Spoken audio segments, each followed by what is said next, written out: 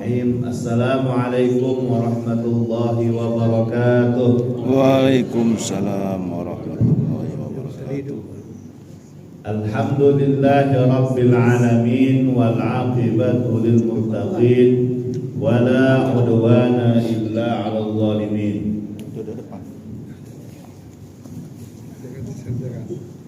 Asyhadu an la ilaha illallah wahdahu la syarika lah wa asyhadu anna Muhammadan abduhu wa rasuluh la nabiyya wa la rasula ba'dah. Allahumma salli wa sallim ala sayyidina Muhammadin wa ala alihi wa sahbihi wa sallim. Wa ba'd. Pengurus Masjid Raya yang saya hormati, ayahanda, ibunda, jamaah sekalian, mudah-mudahan subuh ini Allah tatap kita dengan pandangan ridha. Ibu kedengaran suara saya? Alhamdulillah, tadi malam kita tidur baca doa bismika Allahumma ahya. Jangan diteruskan Pak.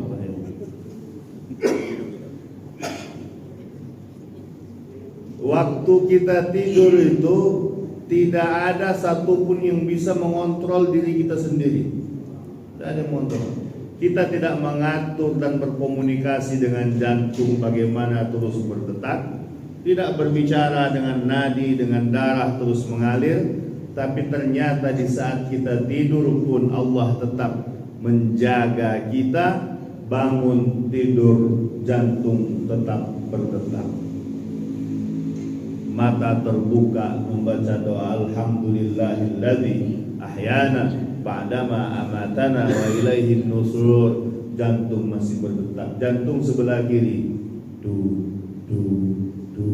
Itu kalau normal Bapak Ibu, tapi kalau akhir bulan agak cepat bunyinya. Bergerak, sendi masih normal, bisa tegak, melangkah kaki ke kamar mandi, bersuci, kemudian datang ke masjid, ke tempat terindah yang didatangi sebagai pembuka hari. Kata Nabi SAW, man asbah, siapa yang bangun tidur dalam keadaan pertama aminan fi sirbi, mu'afan fi jasadi, wa indahu quti yaumi. 3. Bangun tidur dalam keadaan anak bini aman, anak bini sehat. Kedua, badannya sehat, badan dia sehat, anak bini sehat. Yang ketiga, cukup makan untuk hari itu. Bahkan nama hizat lahu dunia, seakan-akan Allah sudah berikan kepada dia dunia dan isi. Ternyata yang kita butuhkan tidak terlalu banyak. 3 inilah, bangun tidur ini, badan kita sehat, anak bini, keluarga, kiri kanan tetangga kita aman, cukup makan untuk hari itu. Itu yang kita butuhkan. Kata Nabi, kalau itu sudah diberikan kepada seorang mukmin, seakan dia memiliki dunia dan isi. Itulah yang kita butuhkan. Dia tidak banyak, tapi syukur kita yang kurang. Ya. Coba apa lagi? Badan sehat, kiri kanan tetangga aman, anak bini sehat, makan cukup, kan selesai Pak. Ini banyak juga orang kadang-kadang duitnya banyak lagi dah macam makan apa-apa. Nyingok kambing, belum datang jingok, naik kolesterol dia. Ngapa? Karena terlalu banyak meyakini bahwa kambing itu mengandung kolesterol. Padahal dari zaman Nabi Adam, kambing itu mengandung anak kambing. Wong ladas nyingok durian tak pacak makannya lagi. Kenapa? Karena badannya tidak sehat. Alhamdulillah Bapak Ibu, kita semua dibangunkan Allah dalam kondisi sehat. Ini adalah bekal kita untuk menghamba kepada Allah Subhanahu wa ta'ala. Kita bersolawat di bulan istimewa. Alhamdulillah kita dikasih izin sama Allah untuk bisa menghirup udara Rabi al-Awwal. Rabi al-Awwal dikenal juga, disebut juga Rabi al-Anwar. Rabi, bulan Rabi yang bercahaya. Kami lagi duduk-duduk di pelataran Masjid Al-Azhar, sedang belajar, mau ujian.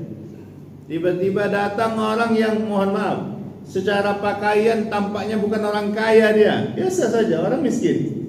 Dia bawa satu kresek kantong asai putih besar, dicangkingkannya di bahunya, kemudian dia berjalan membagikan satu persatu kepada anak-anak Indonesia mahasiswa yang sedang belajar. Dibagikan, isinya makanan, jus, permen dan sebagainya. Ditanya, Ashan, Om, Paman, kenapa kau bagi-bagi ini? Karena tampaknya bukan orang kaya dia. Dia bilang, Ashan Maulidir Rasul. Ini saya ikut berbahagia menyambut bulan kelahiran Nabi Muhammad sallallahu alaihi wasallam. Sedang duduk di rumah, baca buku persiapan ujian, pintu digedor. Dur. Ini yang gedor ini wong Mesir. Kalau wong Indonesia gedornya pelan-pelan, tok. Tapi begitu dia gedor pintu kasar, berarti itu adalah orang Mesir, tuan rumah. Saling tatap. Kenapa? Ini kalau gari biasanya datang minta sewa, tapi ini awal bulan sudah dibayar. Mungkin toilet bocor tapi juga tidak. Dengan penuh ragu dibukalah pintu. Ternyata orang Mesir dengan anaknya datang, penuh tangannya diisi dengan hidangan makanan. Tanya, Asyada ya Am, kenapa Paman? Kenapa kau gedor-gedor kami? Tidak biasanya. Dia bilang, Asyad miladil Rasul. Ini kami bawa, kami tasyakuran, kami bahagia, kami senang menyambut kelahiran Nabi Muhammad sallallahu alaihi wasallam. Berbagai macam cara umat Rasulullah mengekspresikan kebahagiaan menyambut kelahiran Nabi Muhammad sallallahu alaihi wasallam. Qul bi fadlillahi wa bi rahmatihi fabidzalika falyafrahu. Katakan wahai Nabi, kata Allah, bi fadlillah, dengan keutamaan Allah kepada kalian, wa bi rahmatihi, dan rahmat Allah kepada kalian, fabidzalika falyafrahu, atas rahmat tadi, atas keutamaan dan kebahagiaan tadi, maka bersukacitalah, berbahagialah, ekspresikan kebahagiaan dengan hal-hal yang diridhoi Allah Subhanahu wa ta'ala. Pagi ini kita berbahagia betul berada di bulan Rabiul Awal, kita sehat dalam keadaan baik, juga kita berada di bulan yang istimewa, bulan hadiah Allah kepada negeri ini, kepada bangsa ini. 17 Agustus insyaallah besok hari Senin kita akan yang sempat upacara-upacara yang tidak mungkin banyak mengekspresikan kebahagiaan dengan lomba-lomba, dengan menyenangkan hati anak-anak. Semua itu adalah bagian dari tasyukur kita kepada Allah Subhanahu wa ta'ala. Bapak Ibu jamaah sekalian yang dirahmati Allah, tema kita pagi hari ini bicara tentang satu hal, tentang merdeka menghamba. Banyak orang dia mengatakan mengklaim merdeka, tapi tidak merdeka dalam menghamba kepada Allah Subhanahu wa ta'ala. Padahal menghamba adalah fitrah yang Allah hidupkan dalam diri kita manusia, menghamba kepada Allah Subhanahu wa ta'ala. Dan puncak kebaikan, puncak kesolehan adalah ketika kita menghamba kepada Allah yang Maha Kuasa. Kalau menghambanya kepada jabatan, dia akan hina. Kalau menghamba kepada harta, dia akan rakus. Kalau menghamba kepada manusia, dia akan hilang wibawa. Tapi menghamba kepada Allah, selalu kita katakan iyyaka na'budu wa iyyaka nasta'in. Hanya kepadamu ya Allah. Iyyak, hanya kepadamu, tidak ada yang lain. Kami menghamba, na'budu, kami sujud, kami sembah. Dan setelah penyembahan, setelah penghambaan, Allah langsung rangkaikan kata tersebut dengan apa? Wa iyyaka nasta'in, karena hamba yang betul-betul sadar, betul-betul yakin kepada zat yang dia sembah akan meminta pertolongan, meminta hanya kepada Allah Subhanahu wa ta'ala. Kenapa? Karena yakin dalam genggaman Allah apa yang kita butuhkan, ada dalam genggaman Allah apa yang kita inginkan. dalam kekuasaan Allah semua apa yang kita harapkan. Bagaimana nasihat Nabi Muhammad SAW kepada Abdullah bin Abbas, sepupu beliau. Ketika itu beliau masih kecil, sepupunya berjalan beriringan bersama Rasul. Kemudian kata Rasulullah, ya gulaim, dalam hadis. Dalam redaksi lain, ya gulam, wahai anak kecil, wahai anak, ihfadillaha yahfaduk, jaga Allah. Yahfaduk, Allah akan jaga engkau. Ihfadillaha tajidhu tujahak, jaga Allah dalam dirimu, dalam hatimu, engkau akan dapati Allah berada dimanapun engkau menghadap. Wa'lam, ketahuilah nak, law ijtama'atil jinnu wal insu ala ay yanfa'uka la yanfa'uka illa bisyai'in qad katabahu Allahu lak. Kalaulah seisi dunia, jinnya, manusianya bersepakat untuk memberikan manfaat kepadamu, tidak akan sampai manfaat itu kecuali sudah dituliskan oleh Allah.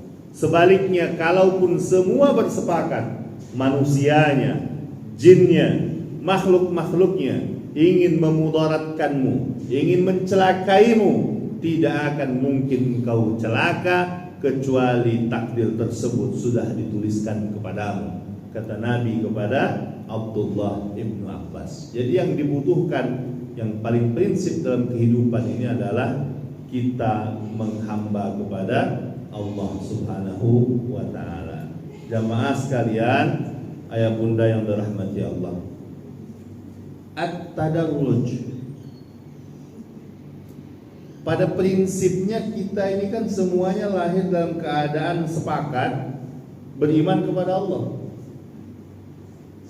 Dalam keyakinan kita, dalam Al-Quran dikatakan bahwa ketika di alam ruh, semua kita kan sudah dipanggil, Pak. Bikin MOU sama Allah, tanda tangan. Allah tanya, alastu bi rabbikum, bukankah saya Tuhan kalian?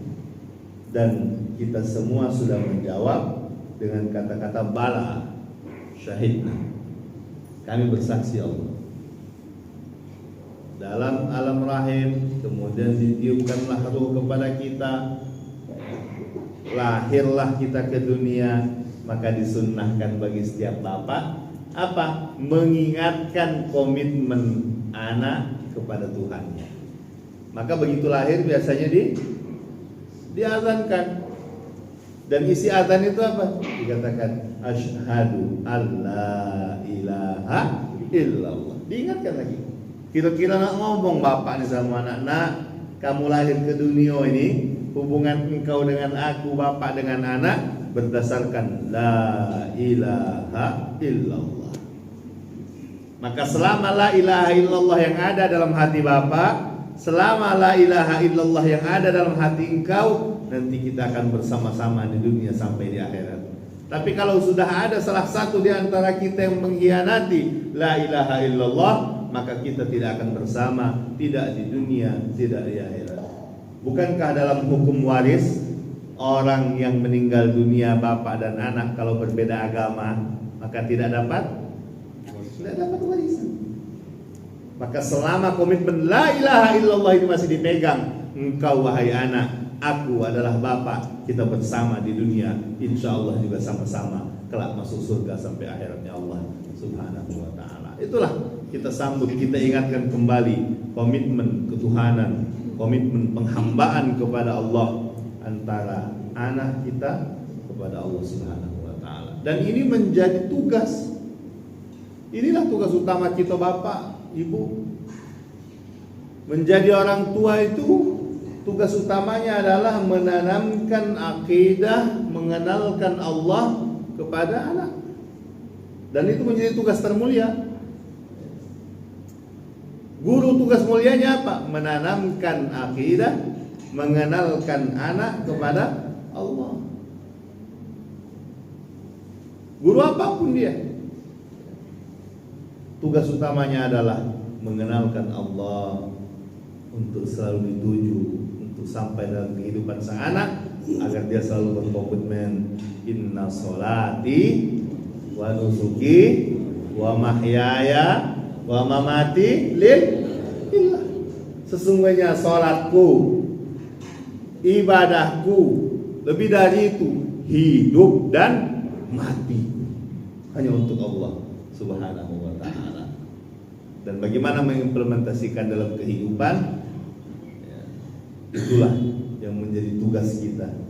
Hari demi hari kita teliti melangkah, khususnya saat ini Bapak Ibu rahmati Allah, sangat banyak sekali ujian cobaan.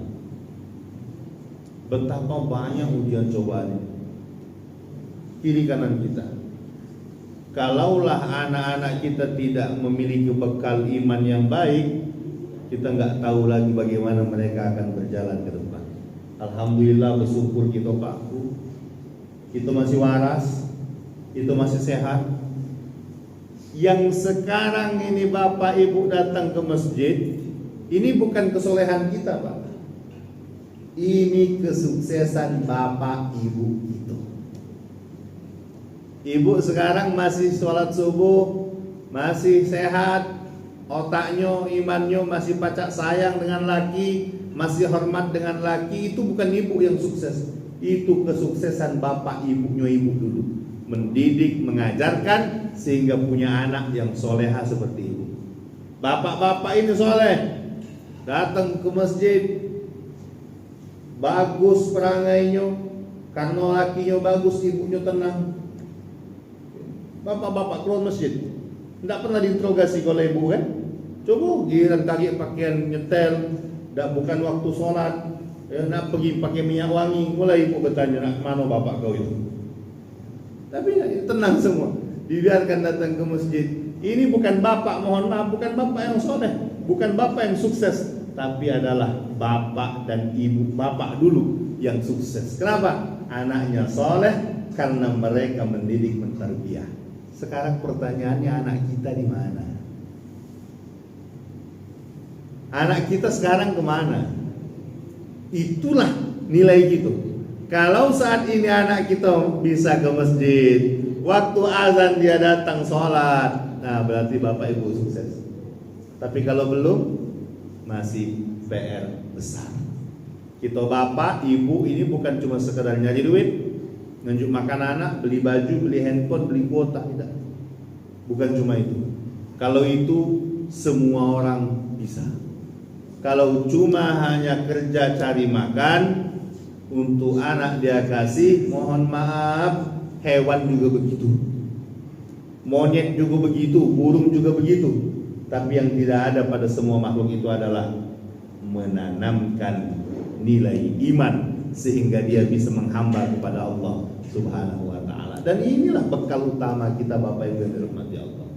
Betapa bahagianya seorang bapak, seorang ibu ketika melihat waktu subuh sang anak bangun sendiri, tanpa disuruh, tanpa dipanggil, tanpa dimarah, dia datang sholat ke masjid. Pulang dari masjid dalam keadaan baik, keadaan sehat, dia bersiap menuju ke sekolahnya, menuju ke kampusnya, menuju ke tempat kerjanya. Dengan menyalimi orang tuanya, dia cium tangan, minta doa, mendoakan, makan yang baik, pergi dengan cara-cara baik, pulang ke rumah dalam keadaan tenang, menyenangkan. Tidak ada lagi yang mengalahkan bahagianya orang tua melihat yang seperti itu. Apalah lagi nanti kalau sudah meninggal dunia, anak ingat sama kita, dia ambil air wudu, bangun tengah malam, di tengah-tengah doanya dia doakan, Rabbighfirli wali walidayya warhamhuma kama rabbayani shaghira. Indah Bapak Ibu. Mungkin ini cuma cerita, tapi pada saatnya nanti akan kita rasakan. Itu yang paling kita butuhkan. Ketika orang tua sudah meninggal dunia, tidak bisa lagi berbuat apa-apa, satu-satunya yang tunggu dan dirindu adalah doa anak yang soleh. Maka mudah-mudahan duduk kita di majelis ilmu ini Bapak Ibu yang dirahmati Allah menjadi berkah, menjadi sebab, salah satu di antara sebab-sebab Allah jadikan anak keturunan kita menjadi anak yang saleh dan salihah. Jamaah yang dirahmati Allah, dalam proses menghamba ini, proses ibadah kepada Allah, Allah Subhanahu wa ta'ala memberikan bekal kepada kita. Kata Allah dalam penghujung Al-Kahfi, ayat 110. A'udzubillahi minasyaitonirrajim. Faman yarju liqa'a rabbih falyamal 'amalan shalihan wa la yusyrik bi'ibadati rabbih ahada. Siapa yang ingin yarju, mengharap, liqa'a rabbih, ingin ketemu Allah, ingin bertemu dengan Tuhannya. Pak, emang kita bisa ketemu Tuhan? Bisa bertemu Allah? Zahir nas begitu. Zahirul ayat, siapa yang rindu, yang ingin bertemu dengan Allah, mengharapkan pertemuan dengan Allah, dan akan bertemu dengan Allah itu kau di surga, Pak. Ya, kau di neraka tidak bertemu dengan Allah. Di surga. Dikatakan dalam riwayat bahwa nanti orang umat Islam setelah masuk surga berbeda tingkatan. Kalau kita datang ke undangan itu beda tempat duduk. Ada yang duduk biasa baik, tapi lemak juga bahasa. Ya, ada kursi. Nah, ada orang istimewa yang didudukkan di VIP. Siapakah VIP-nya orang Islam yang nanti sudah masuk ke dalam surga? Mereka adalah wujuhu yauma idzin nadhirah ila rabbiha nadhirah, yang dipilih bisa berjumpa dengan Allah Subhanahu wa ta'ala. Kenikmatan di antara semua kenikmatan surga adalah berdekat, berhadapan, bisa melihat, diperkenankan bertemu dengan Allah Subhanahu wa ta'ala. Dalam ayat tadi, faman kana yarju liqa'a rabbih, wahai hamba yang ingin mengharap bertemu dengan Tuhan, dengan Allah, ada syaratnya. Apa syaratnya? Yang pertama, fal ya'mal amalan shalihah. Amal soleh. Amal soleh. Kenapa amal soleh? Luas. Amal soleh itu banyak. Semua nilai kebaikan itu namanya amal soleh. Semua yang membuat orang senyum itu amal soleh. Mendoakan orang lain ketika dia tidak tahu juga amal soleh. Amal soleh itu luas. Semua amal soleh itu bernilai sedekah. Subhanallah walhamdulillah wa la ilaha illallah wallahu akbar, itu bernilai sedekah. Salat sunat nilai sedekah. Datang ke masjid bernilai sedekah.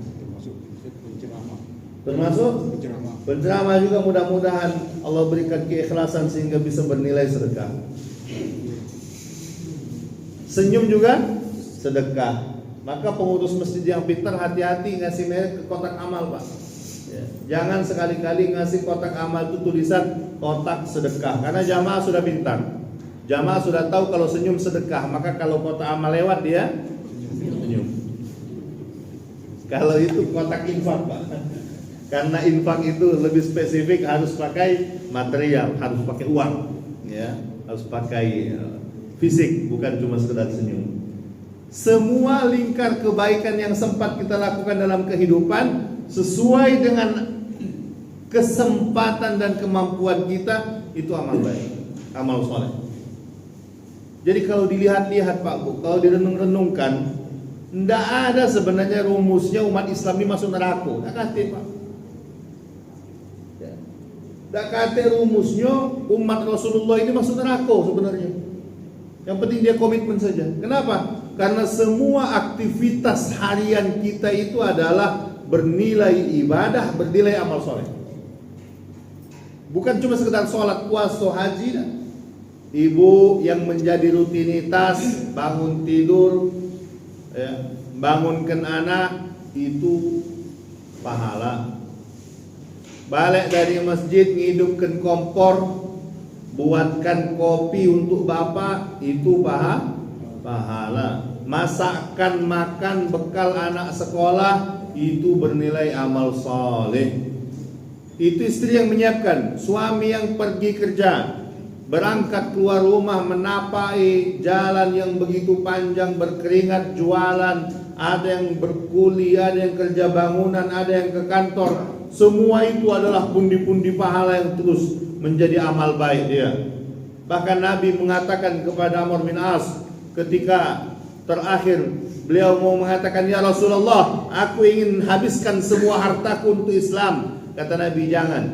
Kenapa? Satu suapan yang kau angkat ke mulut istrimu itu juga bernilai sedekah. Jadi diberikan kepada anak keluarga, semuanya itu menjadi pahala yang begitu besar. Coba pahalanya besarnya. Yang ngajar berangkat ke sekolah, setiap jalannya itu dihitung pahala. Kaki kanannya melangkah dinilai pahala, kaki kiri hilang dosa. Masuk mengajar satu ilmu disampaikan kepada anak, ingat dia sampai nanti tua jadi pahala jariah. Jadi kalau dilihat-lihat Pak, umat Islam ini tidak ada yang perlu disusahkan. Kenapa? Insya Allah semuanya masuk surga. Karena semua aktivitas hidup itu bernilai amal soleh. Ibu balik ke rumah nyapu dengan niat apa? Supaya bersih, supaya sehat. Itu ada anak, ada istri yang terjamin kesehatannya, ada suami, ada cucu. Itu bernilai pahala. Ya. Yang senang tumbuhan, yang senang melihara bunga tadi, ditaruhlah pot depan rumah, dimasukkannya di situ bibit, ditumbuhlah di situ pohon-pohonan, tumbuh di situ bunga, tumbuh di situ cabai, tumbuh di situ apa lagi bunga-bunga yang viral itu kemarin. Jando apa dia? Semua jenis-jenis bunga itu disiramnya. Bukankah setiap siraman itu menghidupkan bunga, menghijaukan daun? Dan kata Nabi, semua daun-daun itu bertasbih kepada Allah. Maka begitu kita siram, bahwa kita juga mendapatkan pahala tasbih seluruh tanaman. Semuanya adalah pengantar kita menuju surga. Diikat dengan satu, apa? Wala yusyrik bi'ibadati rabbih ahada. Jangan pernah mensekutukan Allah. Amal soleh semua dalam kehidupan kita ini amal soleh. Jingok HP, jingoklah sore, telepon, jingok nomor HP emak di dusun, emaknya di dusun, telepon. Assalamualaikum mak, apa kabar? Sudah ngopi apa sore ini? Senang hati emak di dusun sampai ditelepon oleh anak di Palembang. Pahala yang begitu besar, luar biasa. Hal yang seperti ini pun berpotensi mendatangkan pahala yang sangat luar biasa. Apalagi yang sudah ketak-ketok, bunyinya kedengaran di belakangnya. Siapa? Nah, tidak lama lah. Nah, ini suara ini apa lagu suara ini apa? Nah, datang.